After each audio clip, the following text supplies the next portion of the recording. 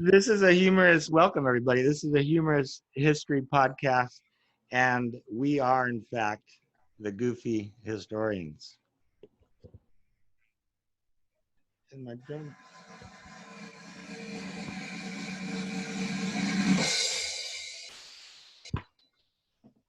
That was our intro for the goofy historians. It's pretty goofy. Is it? Well, it would have been better if I had a time. We got goofy down. We're not maybe we don't have the historian part down, but we have the goofy down. All right, so this is a humorous history podcast, and we are the goofy historians. Today we're going to talk about a specific battle.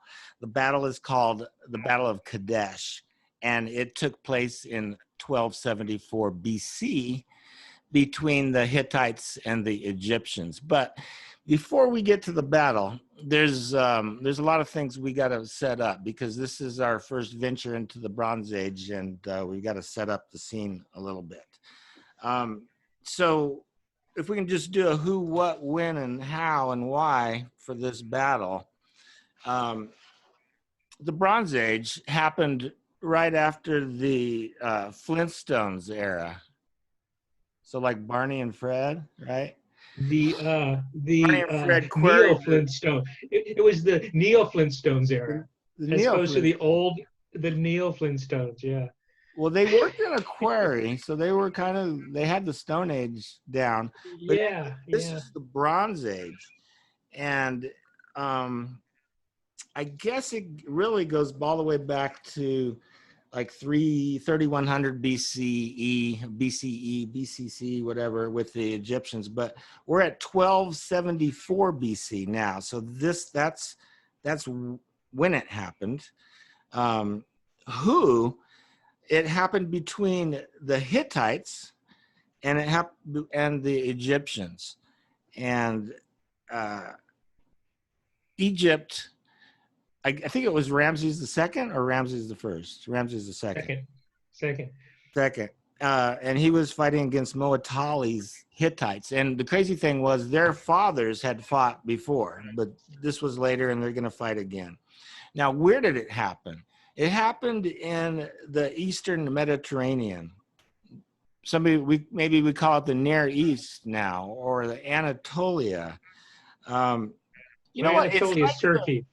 It's like the globe is round and it doesn't actually have an east on it. It's weird.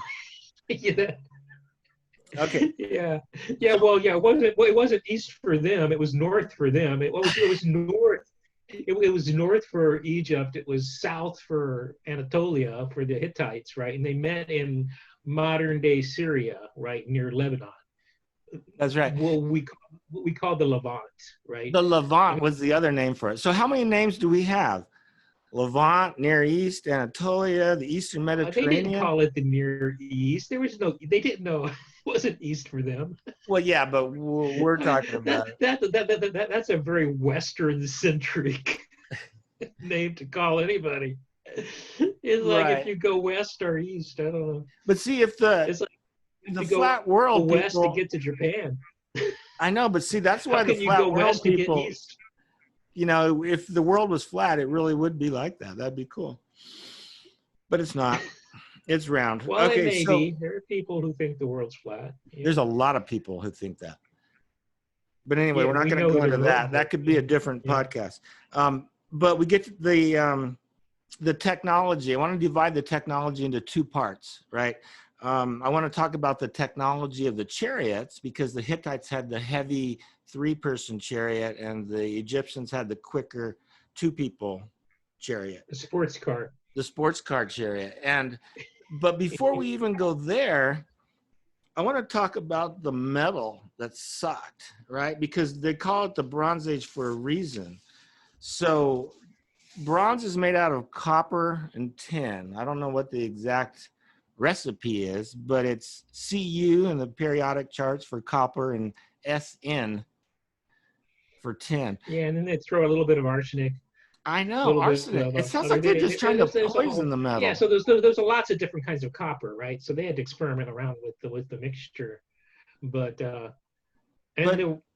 reason iron iron doesn't, you can't smelt iron, separate iron from its ore until you can reach up to 3,000 degrees Fahrenheit, which is pretty hot. No one could get anything that hot.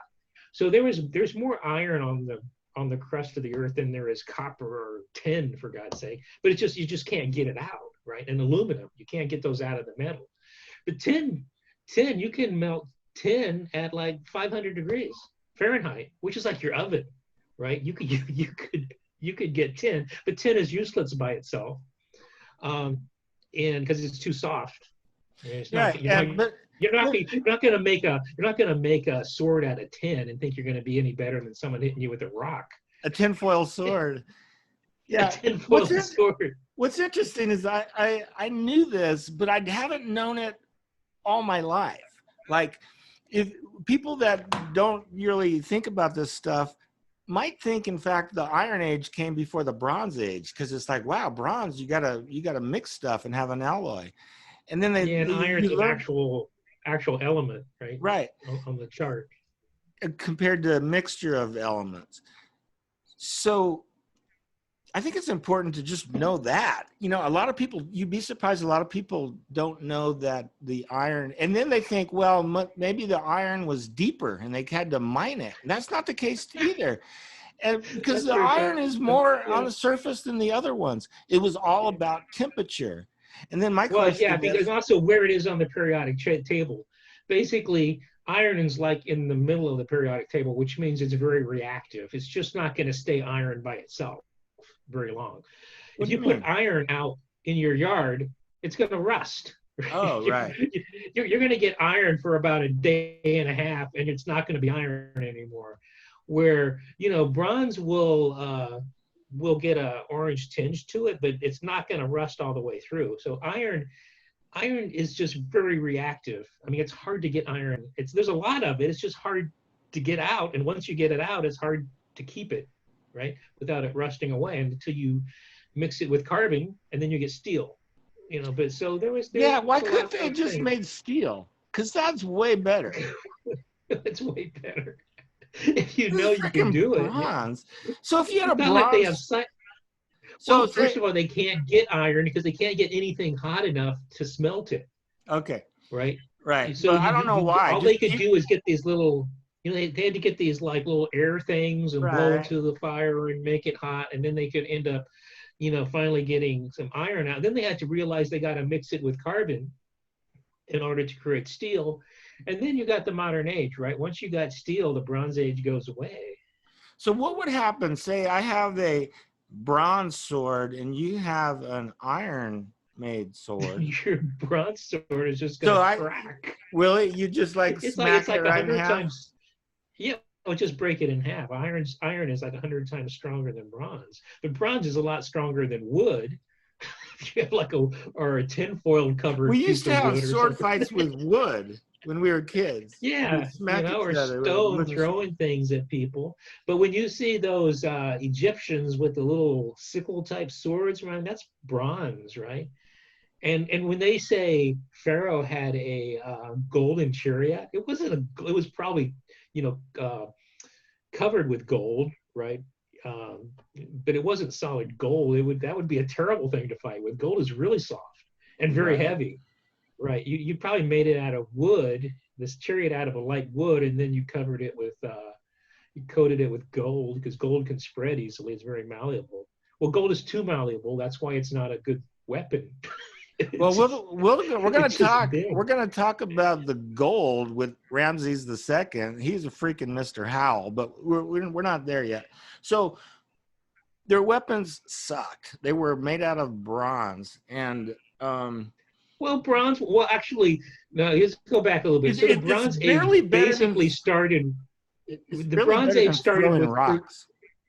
It's better than throwing rocks, but well, Christians believe like the world was created 4004 BC, right? Which is almost at the beginning of the Bronze Age, right? So God got us going with the Bronze Age, right? And when it got to Ramses II, that was the very end of the Bronze Age. So it's like he was like 12. Bronze Age ended like 100 years after Ramses, so he was like the very last. They were starting to be able to smelt iron at that age. All right, let's do But some math. Okay, so the Bronze Age begins maybe around 3100 BC. So the Hittites Empire, because that's, after all, we are talking about the Hittites. At some point here, yeah, we're going to they get were back around to. for a while. They were around for 500 years. So Yeah, they ended their civilization more or less ended in 1180 BC, and that's the year that everybody gives the end of the Bronze Age. There was, we can talk about the sea yeah, peoples yeah. and the So drought and we're all all that. things. We're getting near the end of the Bronze Age. We're Now, getting right? near the end of the Bronze Age in this particular battle. But let's do a little bit of math, because if I think the Bronze Age lasted so long, from 3000, because Cleopatra was Well, around all the way to 30 BC. Wait, let me finish this train of thought. yeah. Okay, so that's a long time. And in between that, from 3000 BC to 30 BC, the Hittites empire had a reign of about 500 years, and it ended in 1180 with everybody else. So that means it started in around 1680. Okay, but my point I'm trying to make is there's a ton of millennium, two actually, where the Bronze Age was going up and going, and the Egyptians built freaking pyramids, because by the time they got to the Hittites, they'd already, Ramses wasn't building a pyramid, was he? It was long after the It pyramids. was long after the pyramids. So in Oh, it was like a fact, there's, millennium after the pyramids. right. So there But matter of is, fact, this is an interesting fact. The first Egyptian archaeologists were the time of Ramses. They're the ones who started studying Egyptianology, right? They're the ones who put placards. understood.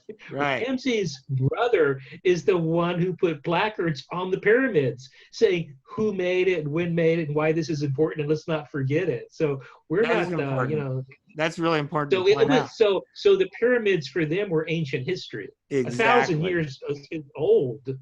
Right? Exactly. And some historians say that the Bronze Age collapsed in between there.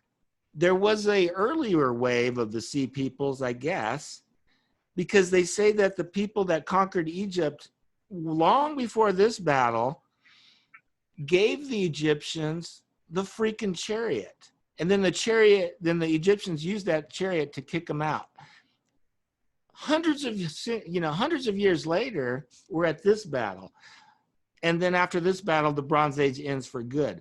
But if you look at the math, it's really confusing, because, okay, so if the Egyptians got the chariots at some other collapse of after some other collapse of the Bronze Age, how many times did this damn civilization collapse? Are you following me on this? Well, Egypt had three. There was the Old Kingdom, the Middle Kingdom, Right. and the New Kingdom, right? And there was an intermediate period. So when we're starting with Ramses, they're just getting out of the second intermediate period where the Hyksos, or the Sea people, wherever they were, had come and conquered Egypt. And the dynasty right before Ramses is the one who kicked out the Hyksos, right? And apparently took over their chariot technology, if that even is true.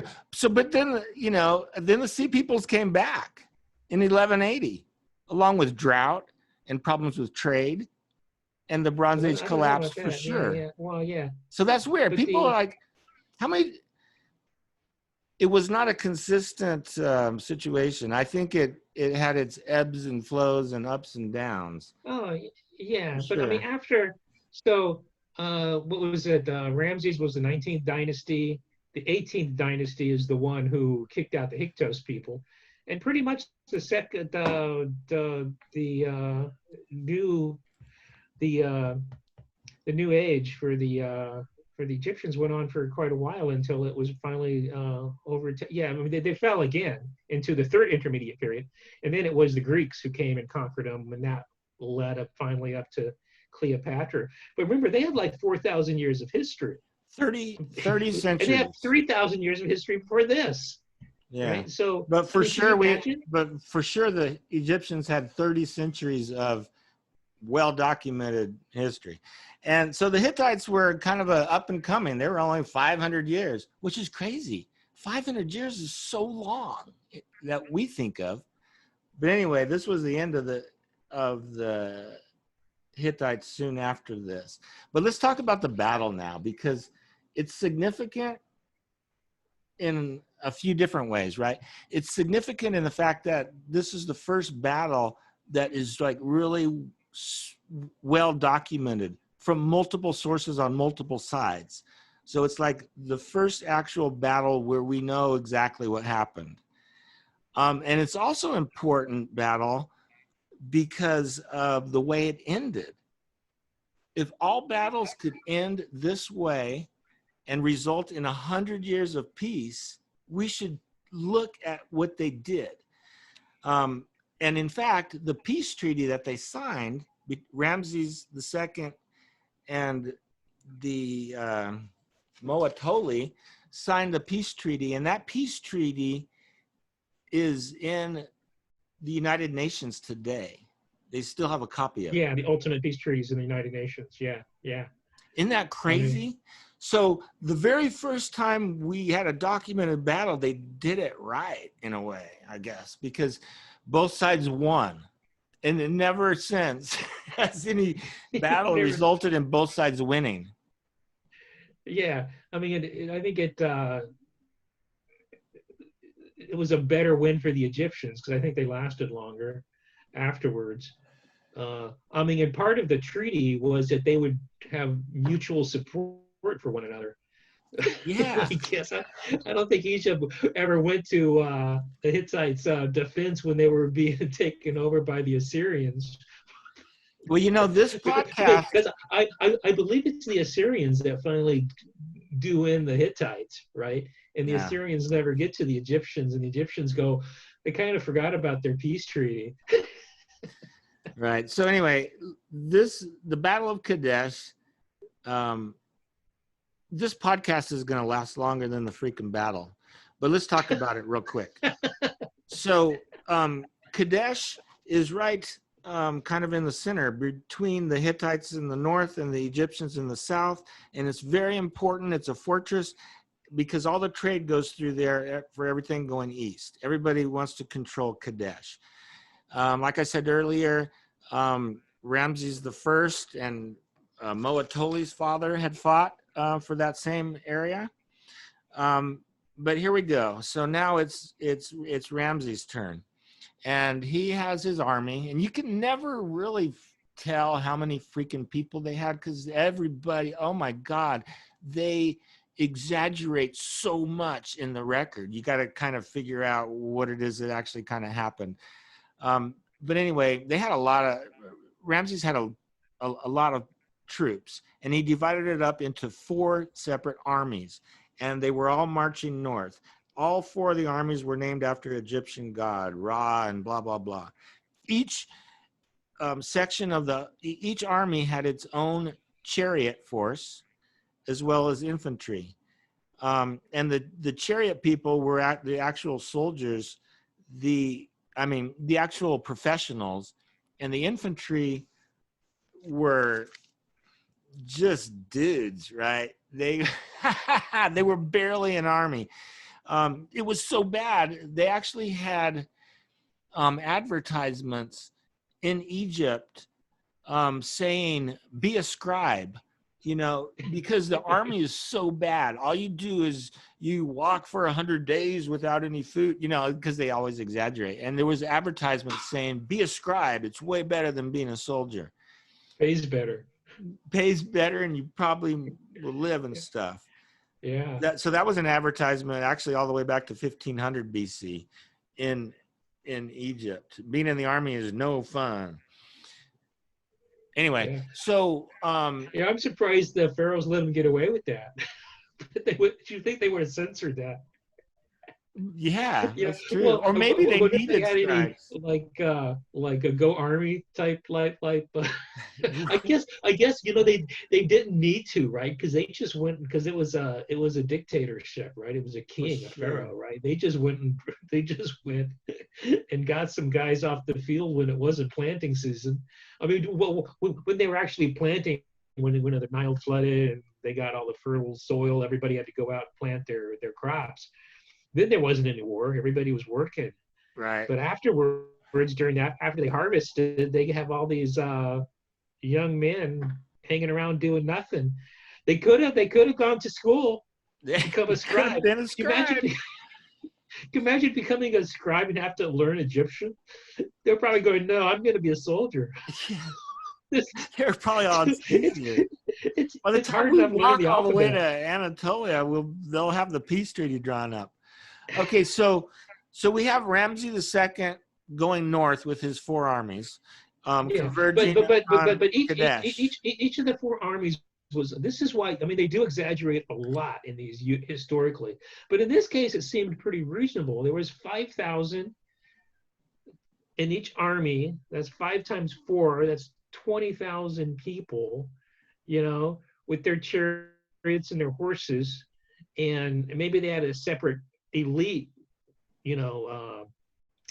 Troop of chariots, right? But that's only like 20,000 people, right? I mean, that's and what's cool about it, which makes it realistic, is that he broke it up into four sections where he's not going to over um, overwhelm the lands he's going through, right? Because they Yeah, had to plan ahead for this. You just yeah, can't take 20,000 people and expect villages. What was the average village back then? Maybe 500 people. yeah. 20,000 army soldiers show up at your village, you would drink the wells dry. You'd eat all. So they had to plan a long time ahead to get food and provisions for all these troops coming. So this battle didn't take place until like the 4th year of his reign. So maybe during those first 3 years, he was Planning. actually setting up provisions along the way, knowing that he's going to chop it up into 4 different sections so that you know it's more evenly distributed when he gets there. Of course, that turns against him during the battle, as we're going to find out, right? Because the first one's attacked before the other three even get there. Yeah, so let's talk about the what is the dude's name? Moatoli. So Moatoli is the king of the Hittites, and I love these kings because they're like really they're kind of micromanagers to the point where they're in the battle. So he has one big force. He doesn't divide And he's his. already there. Yeah, well, he gets there first, and this is the other great thing about the battle because they had intelligence and counterintelligence. So he's already there, and he's kind of parked or camped on the east side, kind of hiding out. And when Ramses II first arrives, he captures what he thinks are just people from the villages, but they actually turned out to be spies. And they said that Counterintelligence. counterintelligence, yeah. And they said that Moatoli got scared and took all of his troops up north. He was on the run. And it fed into exactly what Ramses II ego would say. Yeah, he got scared. And he didn't verify that Trust but verify. trust and Right? verify. He didn't do that. He Well, did. He didn't. He he kind of trusted didn't have because that much experience, right? He was kind of a young well, guy. he actually fought. He actually went with his father Seti on when. So this isn't the first time Ramses II was in this area. Okay. He actually went with his father on campaign. I don't know how much he contributed, but he was Probably like there. 10 years old. Yeah, he was probably 10 years old with his father's chariot, but he did survive. So he should have known better. But I think he did have a little bit of problem with his ego. I mean, So anyway, he was quite the egotist. after he gets the false information, he chills and he relaxes, and Gets out of the jacuzzi. he gets out of the jacuzzi and they build this camp. And this is the part that I think is just so crazy. So they have their camp going on, and then they start unloading all their stuff they brought with them. And one of the things they brought with them was this big golden throne for Ramses to sit on, as well as other gold and stuff. So think about this. Ramses II takes his army and he goes north with billions of dollars of gold with him. Why would you take your gold to a battle? That's why I say it's like Mr. Howell on Gilligan's Island. He takes his money everywhere with him. I guess like after he won, he was going to become a tourist and buy souvenirs money with Kadesh.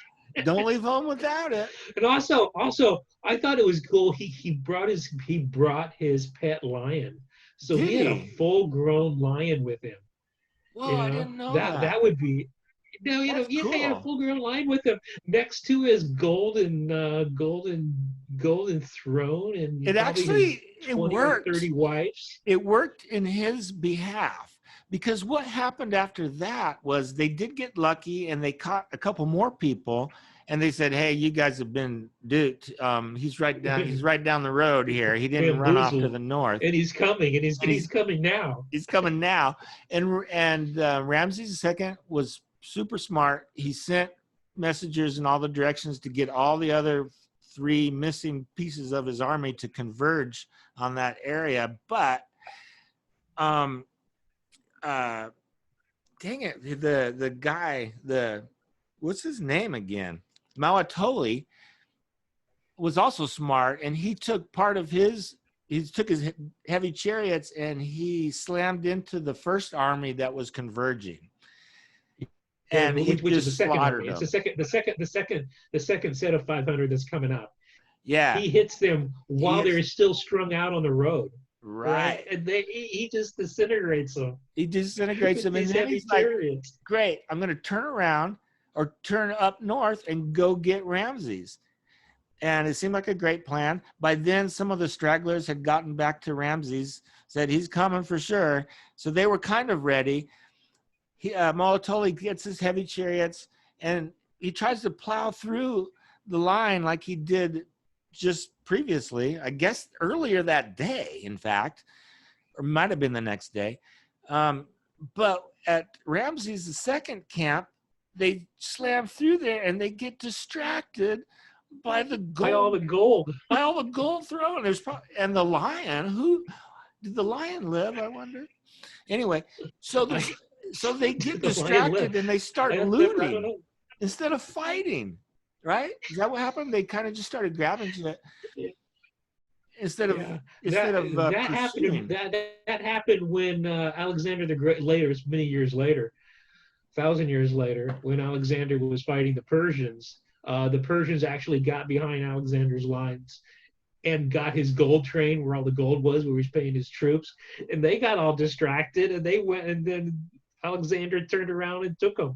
So this is like a repeating theme in history. So I guess if back then, if you're gonna go on campaign, just keep some gold, or at least some gold covered, stone, and just to distract the army that's bearing down on you.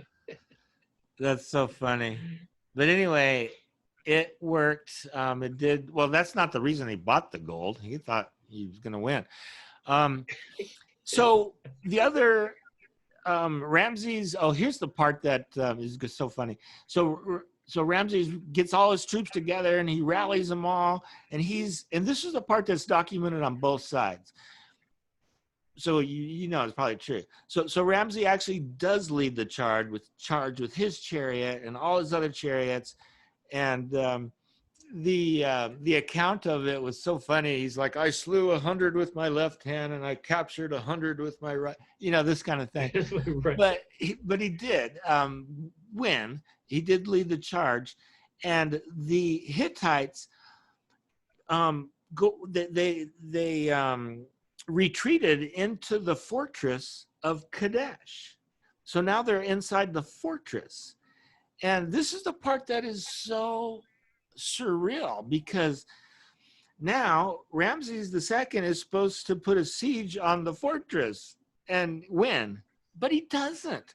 The next day, he lines up about, hundreds of his own soldiers and executes them for cowardice.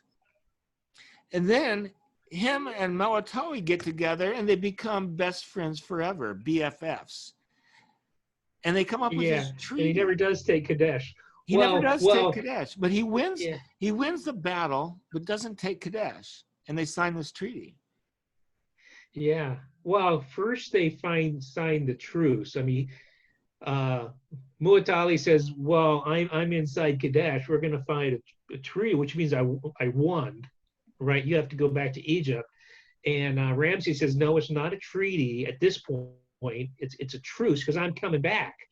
You just took all my gold. I can't like feed my. I don't have enough gold to support my troops. So he has to go back to Egypt, get more money, get a new tiger He or should have lion or used a something. debit card. Like, just give all the troops a debit card. So he has to go back and resupply. But he does have he does say a truce, so that mainly calling it a draw, right? Because I don't think he was prepared for a siege is the whole problem. And so he's going to go back, get ready for a siege, and come back. And he does come back, like 10 years later. And again, he doesn't take Kadesh. That one's not as famous. Maybe he lost. And one thing in Egypt, you never record a loss, right? It's like in Egyptian history, they have all these victorious battles that get closer and closer to. Like, we won one battle 1,000 miles away. Now we won another battle 8 miles away. We won another battle 100, and then they just stop writing. Right. But he did go back. But finally, he does realize that Ramses II. I think after his wife dies and his son dies, he ceases to become such a military type person, and he starts building tombs. He starts thinking about the afterlife, right? Yeah. So and it was at that point that he says, forget the truth, so sign the peace treaty.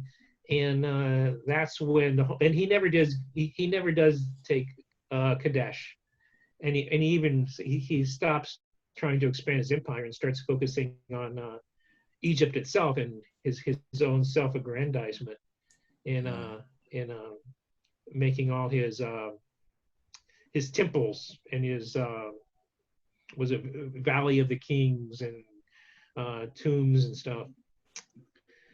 So yeah, and they this is lasted apparently a lot longer than the Hittites did. Yeah, yeah. And apparently, I mean, he's the Pharaoh of the Old Testament that let the Israelites go.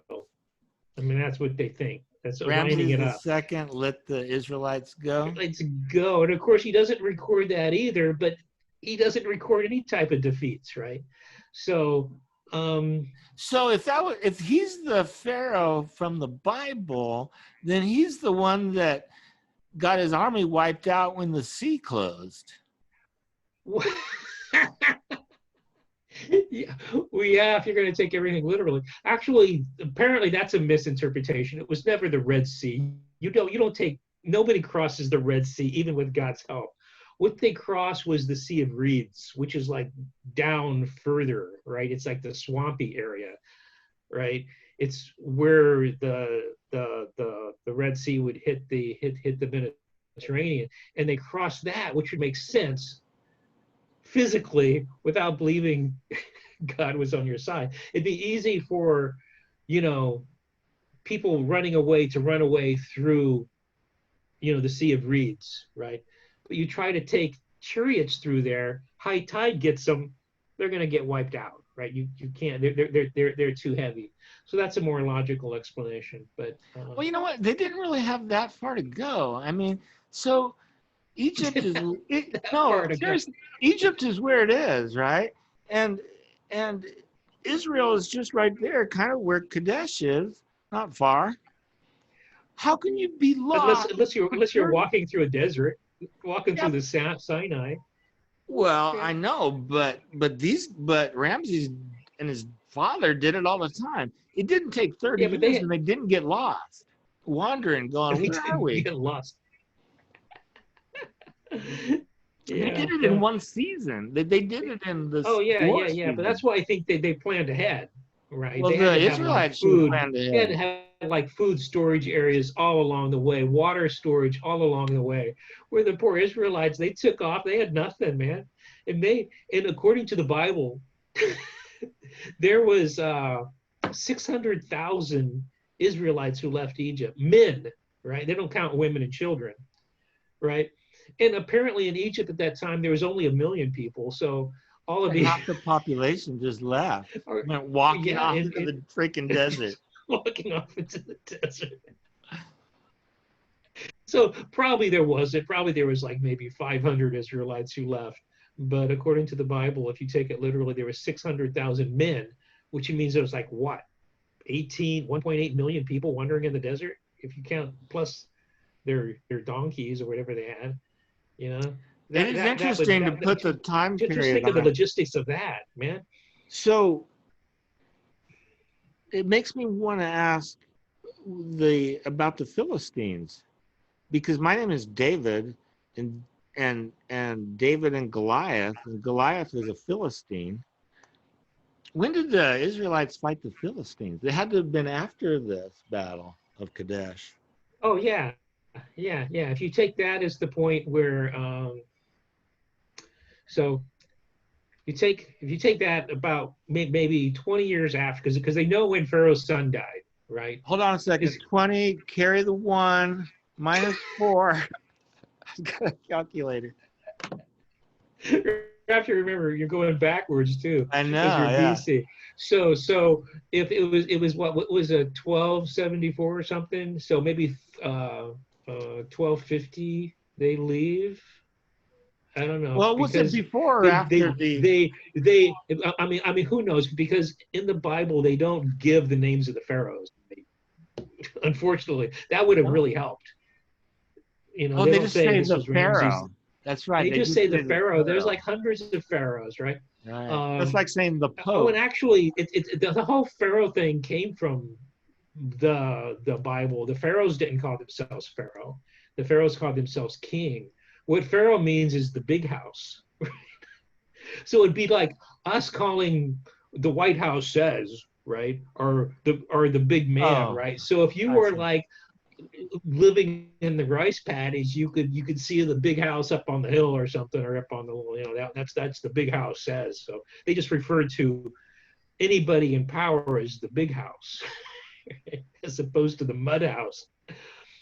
So 11, but it's a nice name, and I mean, in a way that gives credence to what that the people who wrote the Bible actually understood the culture of Egypt, right? If you came later, like if someone was faking his story today, right, they would always say the president, right? Well, we would know, the administration. You know, or if the administration or the big man or something. So actually, if you think about it, the word administration sounds kind of scary. The administration says it's kind of like this unnamed bureaucracy, the admin. You should make a movie called The Admin. So you just call them the big house. Yeah. So what was so great about the peace treaty then? Well, why is it in the United Nations? Why is a copy of it? And is it still written like in cuneiform or something? It was written in both. It was, I mean, that's why you have the documentation from both sides, right? They both agree on what happened. You know, they didn't talk about it. The Hittites didn't talk about it as much as the Egyptians did. Like Ramses went on to reign for like 65 years or something. He died when he was like 87. Could you imagine that? For God's, when everybody else is dying at like 15. 15. So there was like 3 or 4 generations of Egyptians who knew nobody but Ramses, and every generation he put up a new, just like Star Wars, right? Every year he put up a new wall with the painting of the Battle of Kadesh. So there's like 30 or 40 representations. Even when he was like 80, he was putting up walls with the Battle of Kadesh on it, and it was the same wall, right? It was like it was the same story. He didn't like amplify it or change it. It was the same thing over and over and over again. And he put it on all of the borders of his country, right? Even like going down to what we know as South, which was the Kush, whatever. as the Cush come into Egypt, there's this big wall with the Battle of Kadesh on it, right? It's almost And like he leaving had the Egypt. forethought when he was young. He's like, I know I'm going to do this, and it doesn't really matter how it turns out, because what I'm going to do after this is this plan. He was like planning so far ahead that the battle didn't really even freaking matter. It's like, we're going to say this on the walls. This is what we say over and over again. Yeah. But, you So, know, they did yes, that was agree. great propaganda. And Moatoli never did that. No. You know, to him, it was just because there's nothing very glamorous about going inside the walls of a city Hiding. and hiding from the Egyptians. What are you going to write? Where Ramses did, and I mean, he technically lost that war, right? I mean, he lost. He didn't get the objective. It was a tactical. It was a maybe a tactical victory, but a strategic loss. He never did get Kadesh, and so it was a loss. He lost that war, and yet he spun it for the next 60 years into a fact, great victory. There was peace for 100 years. They said that probably after history that, resulted in 100 years of peace. That's amazing. What would you do for 100 years of peace if you were a leader of something? You would do anything. 100 years, a century of peace. So good job. Good job, Ramses II. Good job, Moatoli. Yeah. And there's actually there's a story of them where the Mu'atali and his army go up to Egypt to sign the treaty, and the Egyptians, all the veterans of the war, sat at the same table, right, and ate and talked about Kadesh, like a football cheering game? each other on. Hey, remember when we were in the third quarter and we were down 43 and we kicked the field goal? And did you ever see that lion? And the gold. That lion was crazy.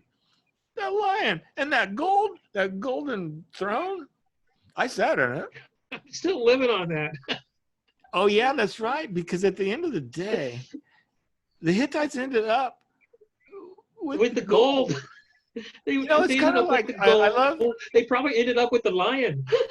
They had the lion, the gold, and Kadesh, and Ramses spun it into a victory.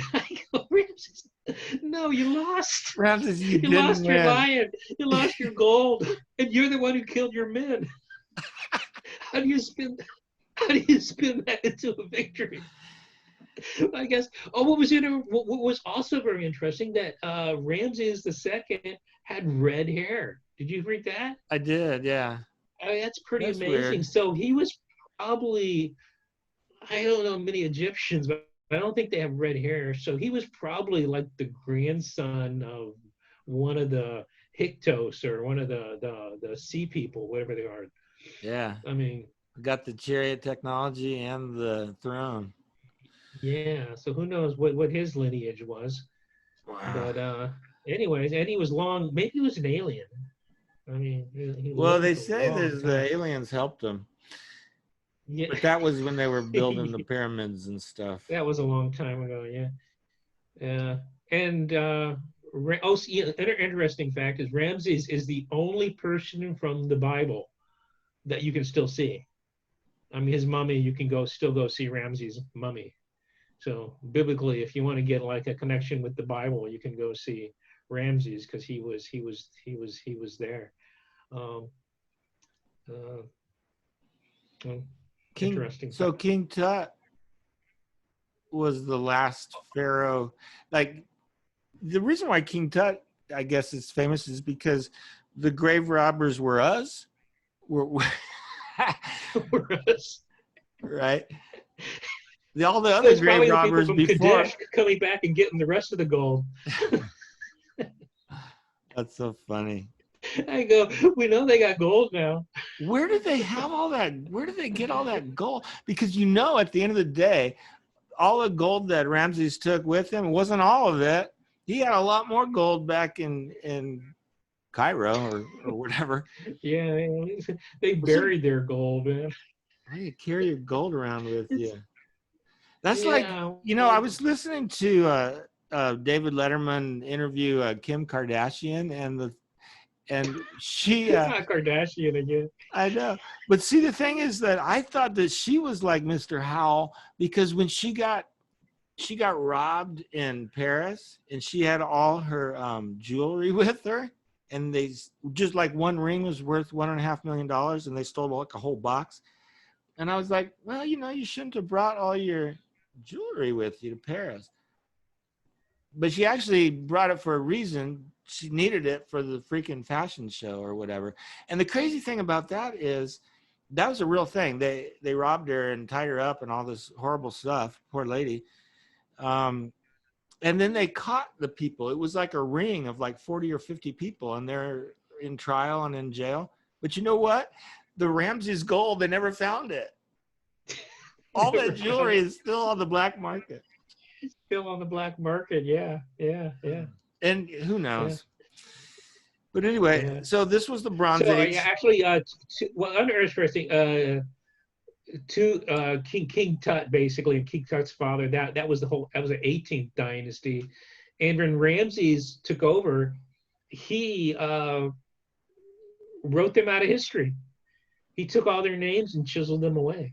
And so if you go back to Ramses' genealogy, like there was no 18th dynasty. The dynasty started with, it started with him.